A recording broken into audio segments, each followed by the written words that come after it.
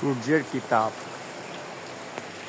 37 degree centigrade তাপমাত্রায় বৃষ্টি নামছে সোনালী এগ্রোয়। দেখুন, প্রচণ্ড রোদে, প্রচণ্ড তাপমাত্রার মাঝেই বৃষ্টি। ভিতরে মুরগিগুলো দেখুন, মনে হচ্ছে তারা বর্ষার সময় তারা আছে। খুবই তাপমাত্রা নিয়ন্ত্রিত মাধ্যমে তারা খুবই ভালো আছে, খুব ভালো এনভায়রনমেন্ট ফিল করছে।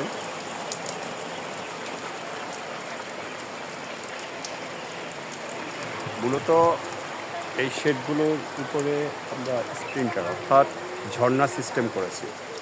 লক্ষ্য করুন,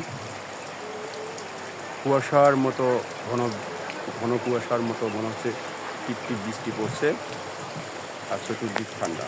তো অথচ এটার পাশে টেম্পারেচার 37-38।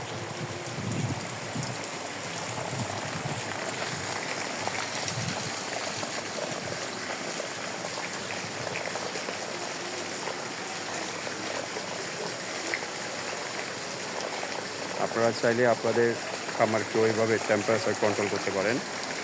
তাতে মুরগির গায়ে ফ্রগ মারতে হবে না, কোনো রকম পানি মারতে হবে না, সুস্থ থাকবে। এটি খরচ খুবই কম, খরচ অনেক কম।